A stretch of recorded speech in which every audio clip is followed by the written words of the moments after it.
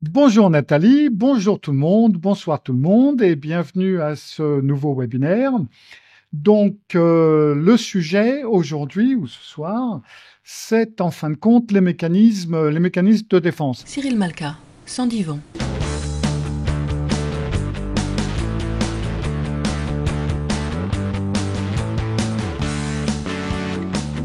Sandy Vent. Cyril Malka, Sandy Vent. Qu'est-ce qui se passe quand il y a un mécanisme de défense?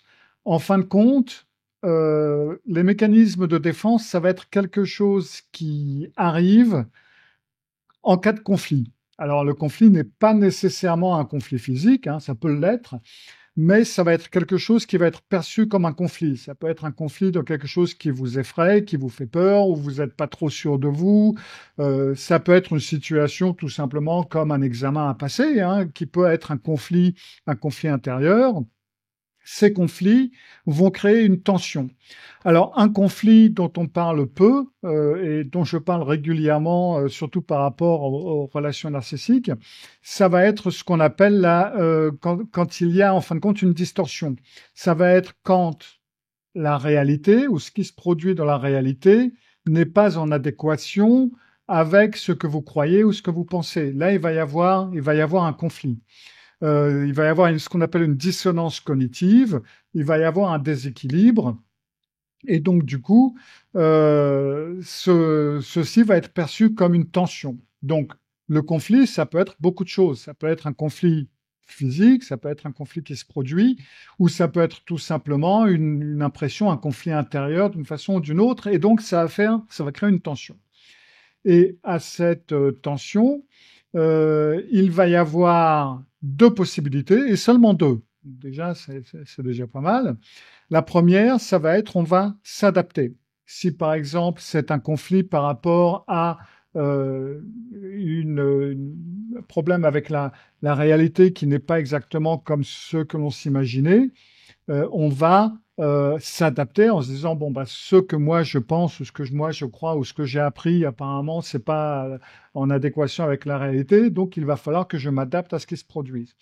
Ça peut être n'importe quelle adaptation. Je peux pas faire ça, donc il va falloir que je fasse autre chose.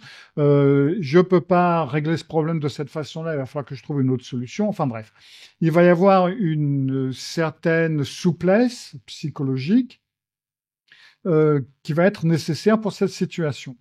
Et maintenant, cela va nous donner une solution rationnelle. Par rationnelle, cela veut dire que la solution qui va nous être proposée ou qui va nous arriver va être en relation avec le conflit, avec ce qui se produit exactement. C'est un petit peu ce dont j'ai parlé quand je parle de la méthode ABC, ou si je dis par exemple que en A, vous devez avoir, on va reprendre l'examen, donc vous avez un examen que vous devez passer, ou un entretien d'embauche, une évaluation quelconque.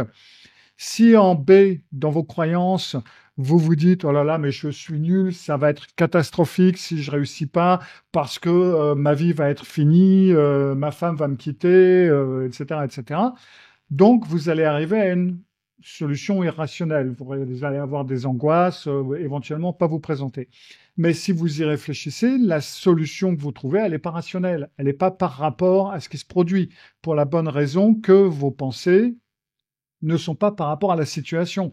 En effet, vous ne pensez pas à l'examen que vous allez passer ou l'évaluation, mais vous pensez à je suis pas bon, je suis nul, je suis ceci. Ça n'a absolument rien à voir avec le sujet.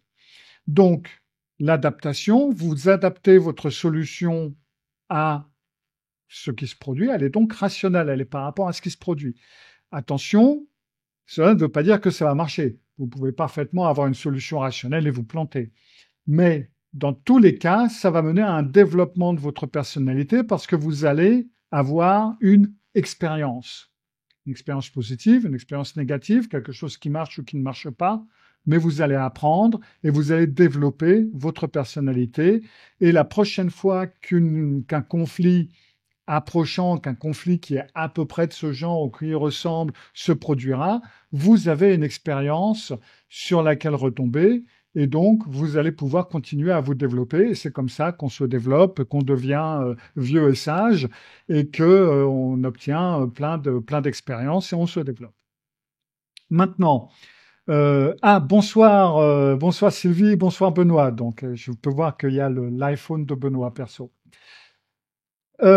Maintenant, le système de défense, ça va bien entendu être l'inverse. En gros, ça veut dire que quand vous allez entrer dans une situation où il va y avoir cette fameuse tension, donc à cause de ce conflit, au lieu de vous adapter pour une raison X ou Y, vous allez entrer en mode défense. Vous n'allez pas oser agir. Par exemple, l'angoisse que je viens de vous décrire, c'est un système de défense.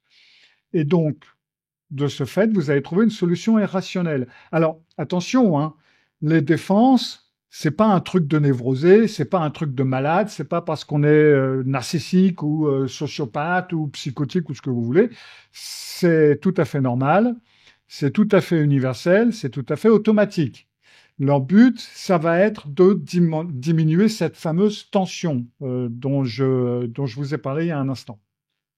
Alors, le truc, c'est que la défense qui donc diminue cette fameuse tension ne vous donne pas d'expérience. Parce que ce n'est pas le fait d'avoir angoissé et donc de ne pas avoir osé passer l'examen en question ou aller à cet entretien d'embauche ou tout avoir raté, ça ne va pas vous donner d'expérience. Au contraire, parce qu'il y a de fortes chances que vous l'évitiez, vous allez faire autre chose ou vous allez tomber malade ou ce que vous voulez. Et donc, du coup, ça va être une forme de réduction de votre personnalité. Donc, la prochaine fois que vous allez entrer dans un conflit approchant, dans une situation approchante, vous allez tout repartir à zéro parce qu'en fin de compte, vous n'avez pas eu ce fameux développement dont j'ai parlé, donc, et qui va faire que vous avez eu cette expérience. Donc, vous allez repartir à zéro et il y a de fortes chances que vous soyez obligé, dans ce cas-là, de refaire une nouvelle défense. Alors, la défense, il y en a plein. J'ai résumé les principales, mais je suis sûr qu'en cherchant bien, on va en trouver d'autres. Mais là, je pense que je fais bien le tour et que les autres vont être des distorsions un petit peu ou des différences, plus ou moins, ça va être basé un petit peu sur ces choses-là. Alors, il y a plusieurs catégories de défense. La première, et on pense que psychologiquement parlant, c'est la défense la plus primaire, c'est la défense primitive en quelque sorte. C'est les mécanismes les plus primitifs et ça va être ceux qui évitent la réalité d'une façon ou d'une autre. Et la première et le mécanisme le plus primitif de tous, c'est le déni. Tout simplement, c'est pas vrai, c'est pas arrivé. Alors, dans la vie quotidienne, on connaît tous des personnes qui ont fait déni et on l'a peut-être fait nous-mêmes en disant, par exemple, voilà, vous allez avoir la personne qui, c'est très connu dans les problèmes d'addiction, hein, les alcooliques, par exemple, ils vont jamais admettre, enfin, si, à un moment donné, ils peuvent admettre qu'ils ont un problème d'alcool ou qu'ils sont alcooliques. Et c'est seulement à ce moment-là, justement, qu'ils vont pouvoir gérer le problème et travailler dessus. Mais pendant très longtemps, ils vont vous dire, non, moi, j'ai pas de problème. Je gère très bien mon alcool, je suis jamais bourré. Oui, mais être alcoolique, c'est pas toujours être bourré, c'est ne pas pouvoir dire, mais non, tu dis des conneries, j'ai pas de problème, j'arrête quand je veux. Enfin bref, vous connaissez ce genre de truc. Et ça, c'est donc le déni. Le déni, à la base, il est très, comme je dis, il est très primitif. Je crois que j'avais remarqué à l'époque, le déni, c'est mon gamin, c'était mon deuxième, c'était Gabriel qui m'avait fait le coup. Il devait avoir 2 ou 3 ans.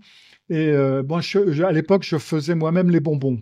Et je faisais des bonbons avec des rayures, machin, etc. Puis je faisais ce qu'on appelle en danois des Holkeft bolchan. Ce qui sont des bolchan, c'est des bonbons. Holkeft, ça veut dire ta gueule. Pas de ma faute. Et c'est en fin de compte des bonbons qui sont tellement gros que quand on les a dans la bouche, on peut plus rien dire. Et donc, je faisais des bonbons comme ça. Et donc, j'avais une grosse bonbonnière avec tous ces bonbons. Et bien entendu, les gamins. Donc, à un moment donné, je l'avais chopé, non pas la main dans la bonbonnière, mais la bouche pleine de bonbons. Et je lui dis, mais Gabriel, mais qu'est-ce que tu fais? T'as pris des bonbons? Et lui, il m'a répondu, il avait des stalactites de 2 mètres de bave qui lui coulaient. Et il dit, et ça, c'était le déni. Alors, qu'est-ce qui s'est passé dans sa tête? Est-ce que c'est parce qu'il avait regretté de l'avoir fait ou de s'être fait pincer? Est-ce qu'il s'était dit, oh ben non, j'aurais pas dû le faire? Ou est-ce qu'il s'est dit, bah, je sais pas, il va peut-être me croire?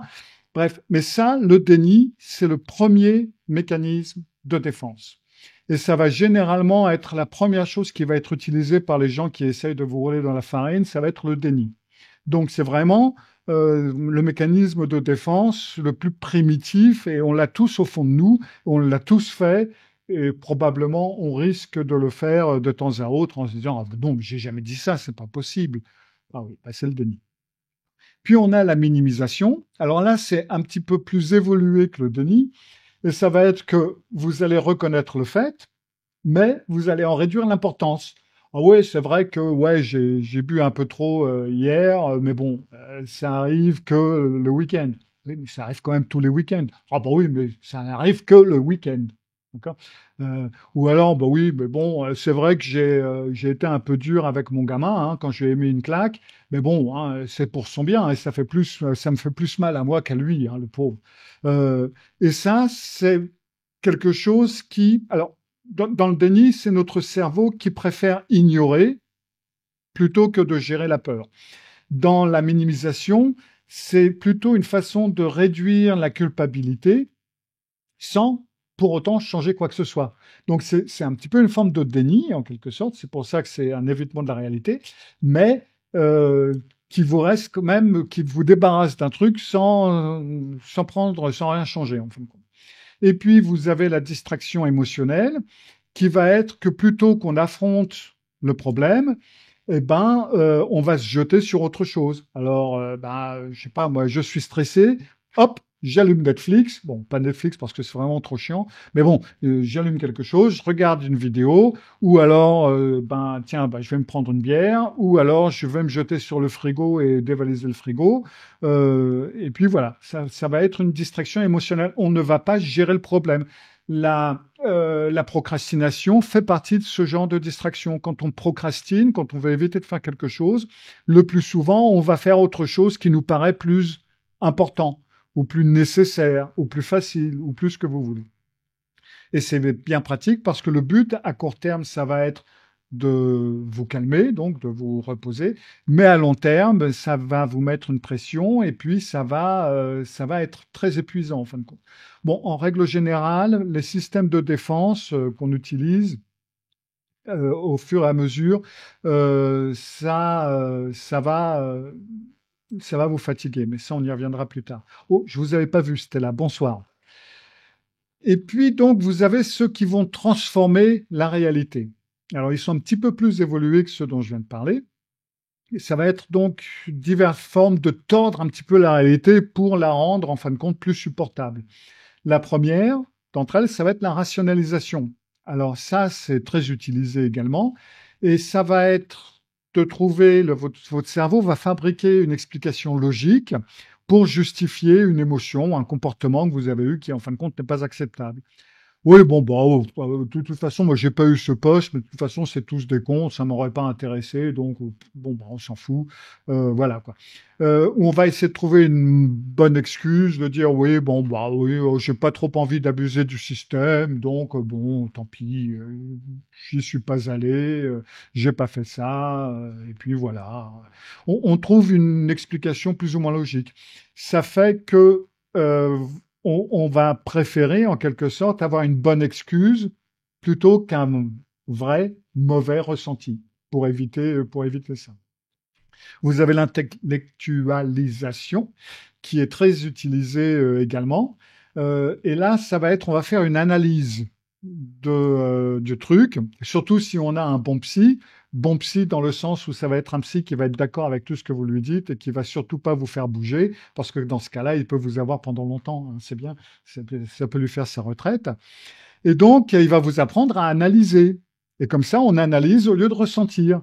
Ah bon oui, mais non, ça C'est typique quand on a c'est la réaction limbique que j'ai à une peur conditionnée à cause de ce qui s'est passé à un moment donné dans mon enfance. Donc j'ai cette réaction et donc c'est un principe psychologique tout à fait normal sur lequel il va falloir que je m'habitue. Enfin bref, vous voyez un petit peu ce que je veux dire. Ça va être de bloquer l'émotion au vestiaire, comme ça on s'en occupe pas trop, comme ça c'est pas dangereux, et puis après on parle d'autre chose. Un exemple très très typique, ça va être la personne qui va parler de la mort d'un proche comme d'un truc extrêmement scientifique, quoi. Ça va être extrêmement rationnel, très rationalisé, très analysé, etc. C'est une façon de tenir ces émotions qui peuvent être gênantes, qui peuvent vous faire peur, qui peuvent être problématiques. Et ben de ce cas-là, on peut les tenir à distance. Vous avez la projection, un grand classique, hein, dont j'ai d'ailleurs parlé dans une vidéo YouTube ou dont je parle dans celle qui va sortir dès la semaine prochaine, je ne sais plus. Et c'est en fin de compte une façon de projeter aux autres des émotions que l'on a et que l'on ne veut pas avoir. Alors, c'est très utilisé par les narcissiques, hein, mais pas que. C'est-à-dire que nous aussi, on peut les utiliser. Et ça va être une façon de prêter à d'autres personnes des émotions, des sentiments ou des pensées qu'en fin de compte, nous, on a sur eux. Ah bon, oui, mais ce mec-là, il me déteste, il peut pas me sentir. Oh ben je sais pas moi, il parle toujours très gentiment de toi, il m'a jamais dit du mal de toi. Ah mais il est malin, tu vois comment il est malin. Il ne le dit pas, il n'ose pas le dire, hein, mais en fin de compte, je sais, il peut pas me sentir. Et ben ça c'est la projection. Euh, Tout le monde me juge ou telle et telle personne me juge, mais t'as vu comment il s'habille, mais t'as vu comment il se permet de me juger. Voilà. Donc ça, c'est une façon, c'est ce qu'on appelle un biais d'attribution et c'est très classique. Le problème, c'est l'autre, c'est pas moi. C'est une façon de se débarrasser de ce problème. Encore une fois, même si les narcissiques et autres personnes peuvent utiliser ces défenses, ça ne veut pas dire que toutes les personnes qui utilisent la projection, l'intellectualisation, ce que vous voulez, sont des narcissiques. Ce sont des systèmes de défense que tout le monde, vous et moi, pouvons utiliser de temps à autre. C'est tout à fait possible. Et puis, on a ce qui s'appelle la comparaison descendante. Et ça, c'est une façon de se rassurer en se comparant à pire. Enfin, c'est toujours facile de trouver pire, en quelque sorte, hein. Donc, bah oui, ouais, c'est vrai que je suis en retard sur mes projets, mais bon, hein, je suis pas au chômage, hein, c'est toujours mieux. Ou alors, oui, mais tu sais, hein, il y en a qui sont quand même pires que toi, ou qui n'ont pas la vie que tu as, ou qui n'ont pas la vie que j'ai, donc, bon, bah voilà, on va laisser couler. Et ça, c'est une façon, parce que en cherchant bien, de toute façon, on pourra toujours trouver pire, hein. On n'a qu'à aller dans les pays aux environs ou ce que vous voulez. On trouvera toujours des personnes qui seront pires que vous, ou qui auront fait des pires conneries que vous, ou qui ont, etc. Et ça, c'est bien parce que ça soulage une forme de honte. Et ça va être le genre de choses qu'on pourra utiliser après de la procrastination. Euh, Parce que, bah oui, mais c'est vrai, je suis en retard avec mes projets, c'est vrai, j'ai pas eu le temps de faire ça et ça, mais bah voilà, tu vois, regarde un tel et un tel, ils ont été encore plus longs que moi pour faire encore moins ou pour faire la même chose. Et donc, de cette façon, on entretient l'immobilisme en quelque sorte. Ensuite, il y a ceux qui vont déplacer ou qui vont maquiller les émotions. Alors, la meilleure façon de déplacer, c'est de la déplacer, c'est-à-dire qu'on fait sortir l'émotion, mais sur une mauvaise cible. Alors, bon exemple, hein, c'est-à-dire que vous avez le bonhomme qui rentre à la maison après une mauvaise journée, s'est fait engueuler par son patron, il a fait plein de conneries, et puis il a une mauvaise journée, et puis c'est le chien, le chat, ou la femme ou les enfants, s'il n'a pas les moyens d'avoir un chien, qui prennent tout. Ça, c'est une façon de déplacer l'émotion. Ça va tomber sur quelqu'un d'autre. Alors, c'est bien pratique s'il y a un bouc émissaire dans la famille, parce que dans ce cas-là, ben voilà, on a de quoi se soulager. Si on n'en a pas, ben ça va être au plus proche qui va prendre. Et ça, c'est quelque chose qui est bien pratique, parce que sur le moment, ça soulage la tension, hein. On se sent mieux après avoir foutu une raclée à sa femme, à son gamin ou au kleps. Mais point de vue relationnel, ça détériore quand même pas mal les relations, que ce soit les relations familiales ou les relations avec le partenaire ou avec l'environnement, hein, parce que des fois on fait tomber ça sur les amis, les copains ou ce que vous voulez, ou on va aller dans un bar du coin et on va se bagarrer. Enfin bref, ça va être différentes façons de se soulager et généralement ça donne pas de très bons résultats. Et puis, il y a ce qu'on appelle l'inversion comportementale, ce qu'on appelle également la formation réactionnelle, c'est celle que j'ai écrite. Et en fin de compte, on va faire le contraire de ce que l'on ressent. Alors ça, c'est très souvent relié à une forme de culpabilité, c'est-à-dire qu'il y a quelqu'un dont on a horreur, et en fin de compte, on va être plus gentil avec cette personne qu'on ne le serait ou qu'on va l'être avec d'autres, parce qu'on a culpabilise tellement éventuellement de pas l'aimer qu'on se dit ouais ben je veux pas être accusé d'être injuste, donc du coup on va être injuste envers les autres quoi. Ou ça va être et ça va être quelqu'un, on va être extrêmement gentil avec une personne qu'on déteste et instinctivement on connaît tous ce principe, ou bien parce qu'on l'utilise soi-même, ou alors parce que si quelqu'un l'utilise envers vous, on va se dire mais pourquoi il est aussi mielleux que ça avec moi, lui? Mais si quelqu'un est vraiment trop gentil, on va se méfier. On va se dire, mais qu'est-ce que ça cache, ce truc-là? Personne n'est gentil comme ça. Donc, ça, c'est la méthode de la formation réactionnelle, donc l'inversion comportementale.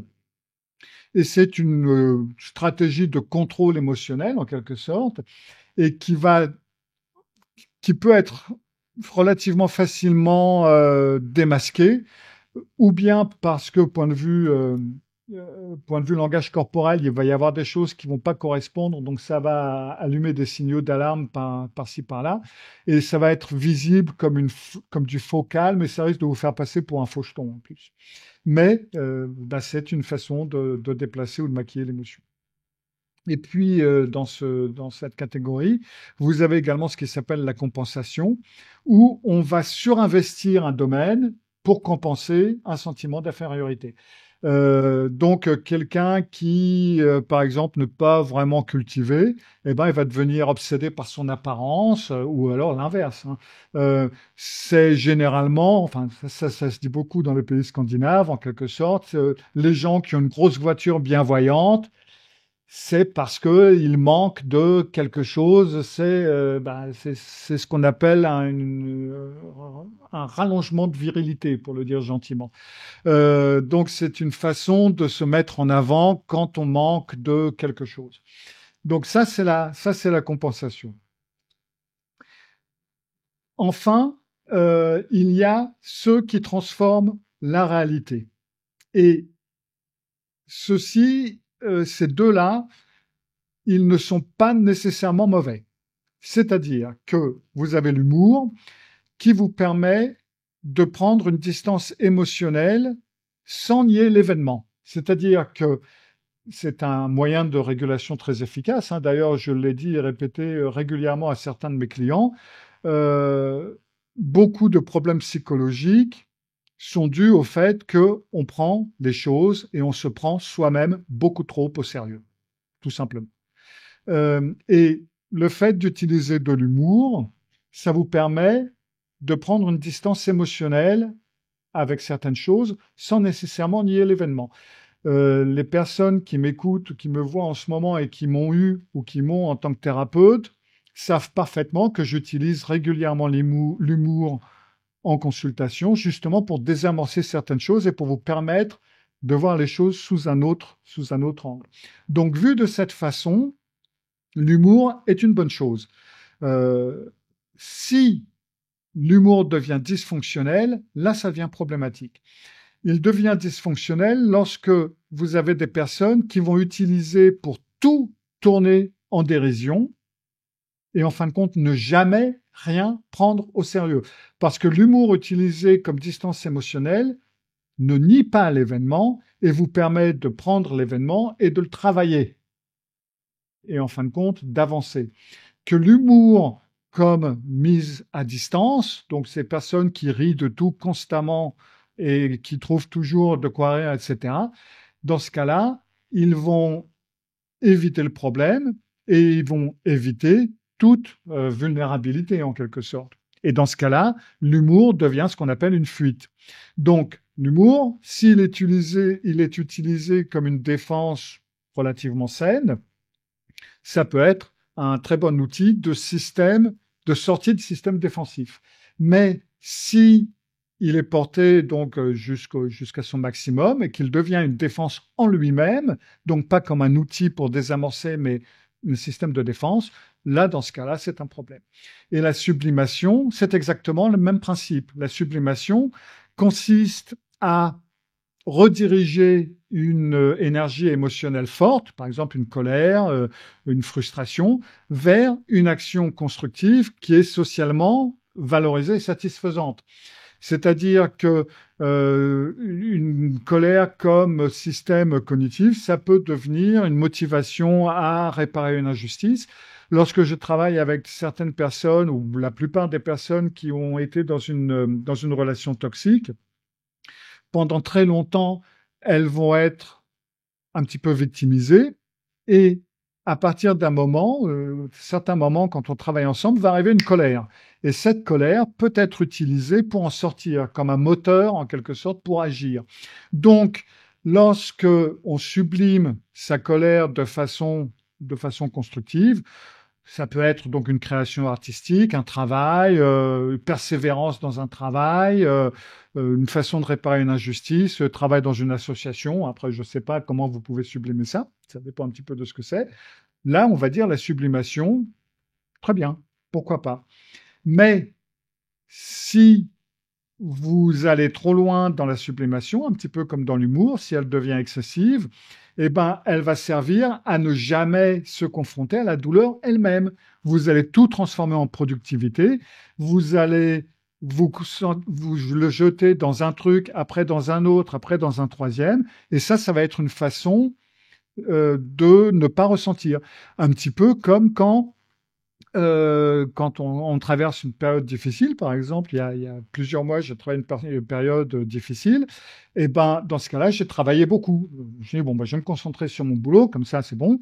Mais arrive un moment où il faut descendre un petit peu le boulot quand la chose est devenue un petit peu à distance, et puis prendre la chose à bras le corps et la travailler.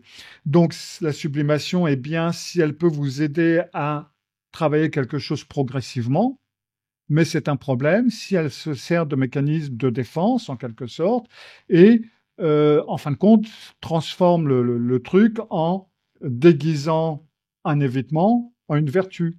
Et là, vous risquez d'être prise au piège et ne jamais en sortir, en fin de compte. Et c'est ce qui arrive aux gens qui entrent dans une association et qui passent leur vie dans l'association et qui, en fin de compte, jamais ne travaillent la chose eux-mêmes. Alors, certains le font, hein, c'est pas tous les gens qui ont passé leur vie dans une association qui ne travaillent pas, mais dans certains cas, vous risquez d'avoir des personnes qui vont jamais travailler certaines choses et qui vont toujours avoir ce manque et qui vont toujours avoir cet évitement.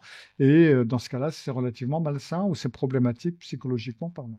Donc c'est pour ça que j'ai gardé ces deux-là en dernier parce que utiliser à petite dose, c'est une très bonne chose pour travailler certaines choses, pour travailler les problèmes, mais à grosse dose, ça devient un système de défense et dans ce cas-là, ça va vous éloigner de votre but.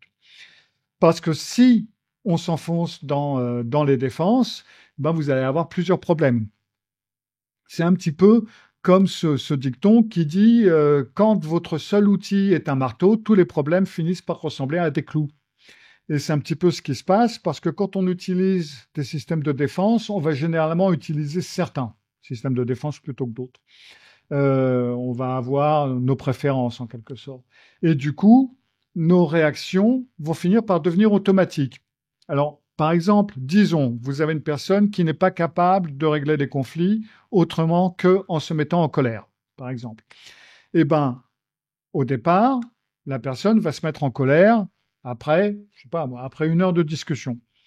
Puis petit à petit, la personne va se mettre en colère après une demi-heure, puis 20 minutes, puis 10 minutes. Et après, on ne pourra plus rien dire à cette personne. Il va y avoir la colère qui va devenir la réaction standard. Et dans ce cas-là, ça devient ce qu'on appelle une rigidité psychologique, tout simplement. À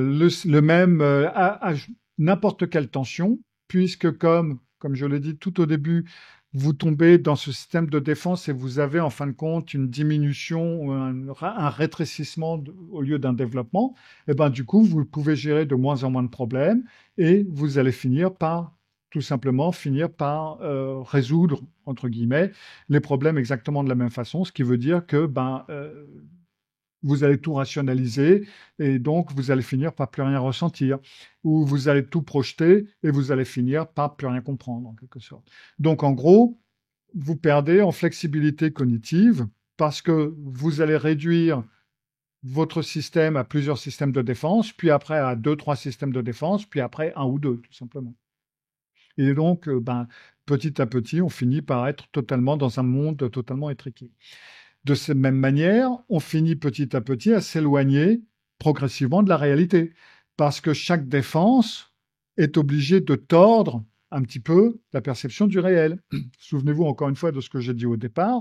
Par exemple, dans les problèmes de tension dus à cette différence, je donne des coups au micro, à cette différence cognitivement parlant entre ce qui se produit et ce que l'on croit ou ce que l'on veut ou ce que l'on a l'habitude et ce que vous voulez, quand il y a donc ce décalage, et ben plus on va rester dans la croyance et plus on va nier la réalité, et plus ça va devenir, progressivement, on va finir par nier de plus en plus de la réalité. Et à chaque défense, votre perception du réel se modifie. Et puis, vous finissez par vivre une version totalement réécrite de soi, totalement réécrite du monde. Et les faits deviennent secondaires, le récit qu'on se raconte prend le dessus, et donc ça finit par créer un décalage qui finit par vous tenir prisonnier. Puis, ça va renforcer la peur, bien entendu, parce que les défenses, à la base, c'est pour éviter cette tension, c'est pour éviter cette peur. Et du coup, la défense, si vous continuez à prendre des défenses et des défenses et des défenses, de plus en plus de choses vont devenir inquiétantes. Et puis, en fin de compte, les défenses, au lieu d'éviter les peurs, les maintiennent en vie. Puisque vous avez de moins en moins d'expérience, puisque vous pouvez gérer de moins en moins de problèmes, puisque de plus en plus de choses finissent par devenir des problèmes. Et parce que plus vous fuyez une émotion, plus vous fuyez un problème, c'est logique, votre cerveau va de plus en plus identifier cette émotion avec un danger, puisque vous l'évitez à chaque fois, et puisque vous l'évitez de plus en plus.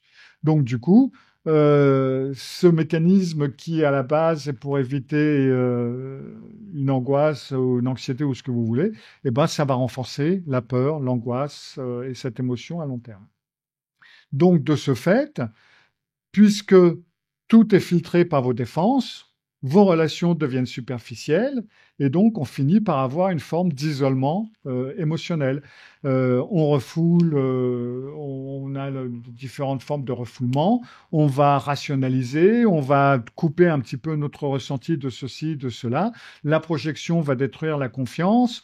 La formation réactionnelle va transformer l'authenticité en rôle social et donc on finit par se protéger de tout et aussi donc par ne plus rien ressentir et de plus en plus, on va de plus en plus être isolé. Et comme j'en ai parlé un petit peu plus tôt, maintenir une façade, maintenir ces systèmes de défense, en fin de compte, ça demande énormément d'énergie, beaucoup plus d'énergie que de résoudre les problèmes, en fin de compte. Et ça, psychologiquement parlant, ça va vous fatiguer. C'est ce qu'on appelle la fatigue psychique. On est toujours obligé de se surveiller, on est toujours obligé de se surveiller, on est toujours obligé de se contrôler, on se sent relativement facilement accusé, on culpabilise facilement. Et donc, on entre dans un état de stress chronique qui, petit à petit et silencieusement, vous stresse, vous épuise. On dort mal, on a des problèmes émotionnellement, on se vide, on a des problèmes de vitalité qui disparaissent petit à petit et donc on finit par être totalement étiolé. Alors, oui, c'est pas Jojo. Alors, heureusement, la plupart d'entre nous, on va avoir quelques défenses qu'on va utiliser, bien entendu. Mais on va faire de notre mieux pour ne pas se baser que là-dessus. Et heureusement, on peut s'en sortir. Comme je vous l'ai dit, c'est pas un problème psychologique, c'est quelque chose de totalement naturel, c'est totalement normal d'utiliser ce genre de système. Ça peut être parce qu'on est pris de court, dans certaines situations, on n'a pas le temps de réagir, on n'a pas le temps de comprendre, donc on peut parfaitement nier la réalité avant de lui permettre d'entrer goutte à goutte, hein, petit à petit. C'est tout à fait normal. C'est ce qu'on appelle l'état de choc quand on parle de système de crise. D'ailleurs, j'ai fait un webinaire là-dessus. Vous devriez pouvoir le retrouver sur ma chaîne YouTube. Quand vous avez un état de choc, c'est une façon de nier la réalité, de nier ce qui se passe, parce que de tout prendre d'un coup, ça serait trop fort. Donc, on laisse la réalité entrer goutte à goutte, petit à petit. Donc, oui, on utilise tous des systèmes de défense, c'est pas nécessairement un problème, mais ça peut devenir un problème si on se repose trop dessus, et surtout si on se repose trop sur certains d'entre eux. Donc, première chose à faire, ça va être d'observer. Encore une fois, ne jugez pas parce que c'est parfaitement normal. Donc, commencez à remarquer quand vous voyez que là, vous avez un système de défense qui est en train d'apparaître.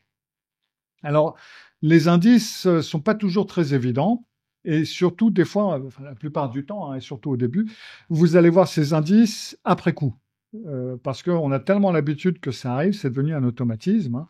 Donc, du coup, on s'en aperçoit pas toujours au moment où ça se produit, mais un petit peu après.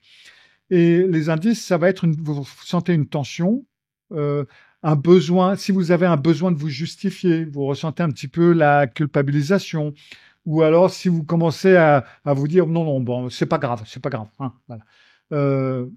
Donc là, ça veut dire que là, vous avez le plus probablement, il y a un déclenchement de mécanisme de défense qui est à court là. Alors, le but, c'est pas nécessairement de résister, parce qu'il n'est pas sûr que vous allez pouvoir résister, surtout pas les premières fois, mais de reconnaître que là, c'est à ce moment-là que ça se passe. Les premières fois, vous n'allez pas pouvoir résister, vous n'allez pas pouvoir le travailler. Les premières fois, si vous pouvez le remarquer, si vous pouvez l'observer, c'est déjà bien. Là, déjà, comme je vous ai dit, au début, ça va sûrement être après. Après coup, vous allez pouvoir vous dire, tiens, en fin de compte, ça, c'était peut-être un mécanisme de défense.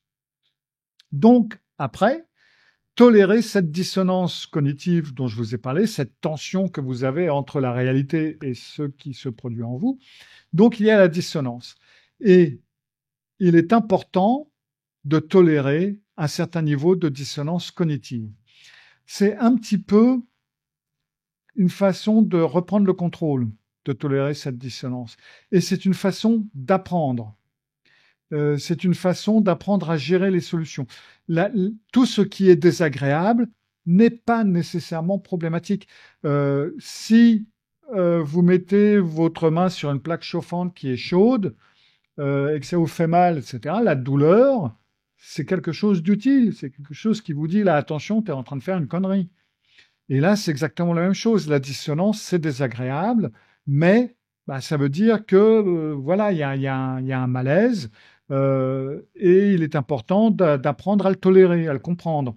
Parce que là, déjà, vous prenez le contrôle. Alors, l'émotion que vous ressentez à ce moment-là, elle va passer, hein, vous inquiétez pas, il n'y a pas d'émotion qui dure pour toujours. Rien ne dure pour toujours. Des fois, c'est bien, des fois, c'est dommage.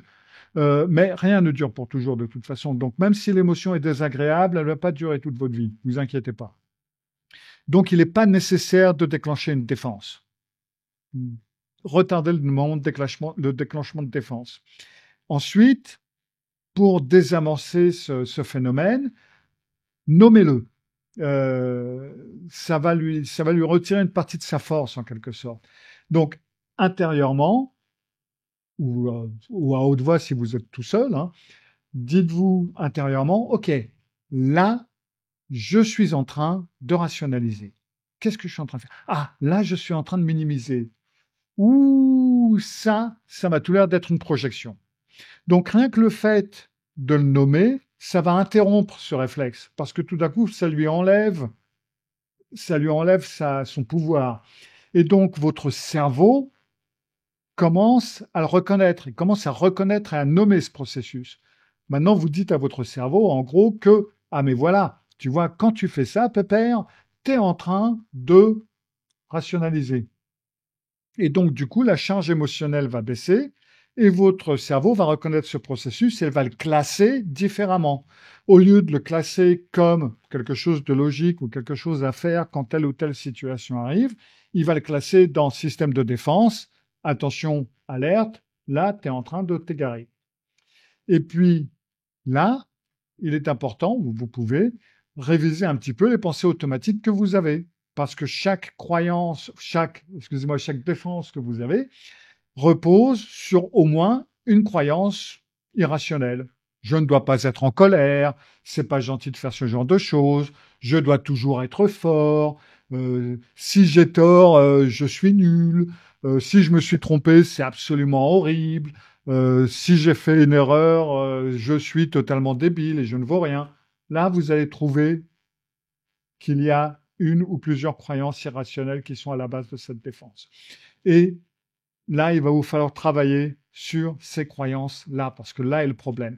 Et une fois que vous travaillez sur ces schémas, une fois que vous travaillez sur ces croyances, eh ben, vous leur retirez en fin de compte leur carburant, puisque vous transformez. Et donc, dans ce cas-là, ben, vient la prochaine phase qui va être de passer à l'action réaliste. Donc, parce que rien ne change sans comportement, hein. C'est bien joli d'analyser tout ça, mais il ne faut pas l'utiliser comme système de défense non plus, en disant, ben voilà, maintenant je les ai nommés, j'ai trouvé les croyances, c'est bon, job done. Non, non. Donc, quand vous avez identifié la défense, eh ben, agissez en cohérence, c'est-à-dire vous allez poser un acte contraire. Si vous évitez, ben vous avancez d'un pas. Si vous avez une tendance à vous justifier ou à rationaliser, eh ben vous admettez. Si vous avez une tendance à minimiser, eh ben vous reconnaissez pleinement ce qui est là et ce qui se produit. Ça va être la logique, ça va être une exposition graduée et ça va être beaucoup plus lucide, ça va vous ouvrir des portes. Alors, il est important de chercher la cohérence et pas la perfection, comme je le dis, hein, parce que le but, ça va pas être de plus vous défendre. Vous allez continuer à avoir des défenses de temps à autre. Mais l'important, ça va être que ce soit cohérent, que vos pensées, que vos émotions, vos actions soient alignées et que cette cohérence puisse rendre les défenses inutiles. Vous n'avez plus besoin de vous mentir pour vous protéger. Mais même s'il peut vous arriver d'utiliser certaines défenses dans certaines situations parce que vous vous dites, bon, là, j'ai pas envie de me mêler de ça, j'ai pas envie de démarrer ce conflit, je vais être gentil avec lui, comme ça, on n'en parle plus. Et puis voilà. Donc, les défenses peuvent être utilisées de cette façon-là si elles sont utilisées plus sciemment, en quelque sorte, sans vous limiter. Donc, il est important de vous appuyer sur la réalité, c'est-à-dire de vous entourer de personnes qui sont capables de vous dire la vérité sans vous écraser, hein. Donc, cela exclut pas mal de narcissiques dans votre environnement qui vont faire le contraire, qui vont vous écraser sans vous dire la vérité. Et puis, notez les situations où vous sentez que vous jouez un rôle. Et lorsque vous regardez en fin de compte la réalité en face, hein, même vos défauts, parce que vous en avez, et ben ça rend la lucidité plus douce en se disant ouais c'est vrai que là ça n'a pas été, c'est vrai que sur ce point-là, ben, j'ai tel et tel défaut. Après, encore une fois, hein, comme je le dis d'habitude.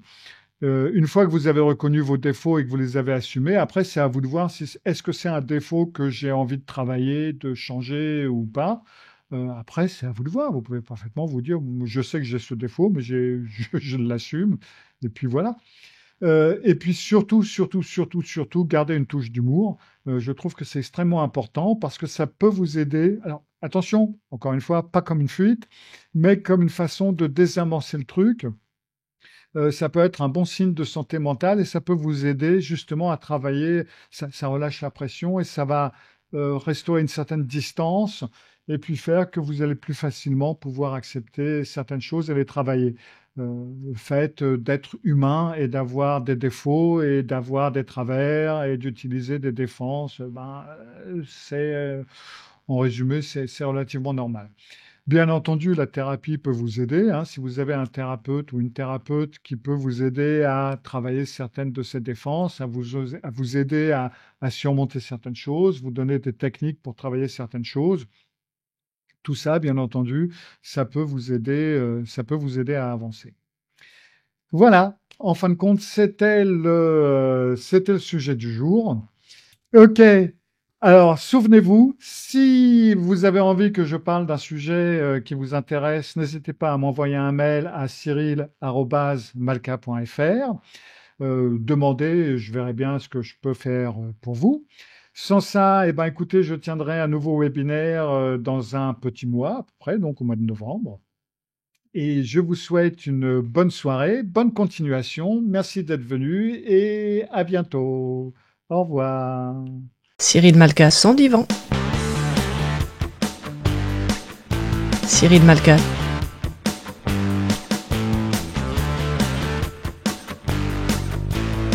Sans divan.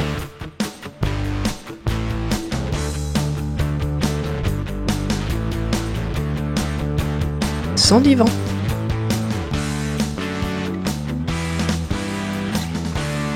Cyril Malka. Cyril Malka, sans divan.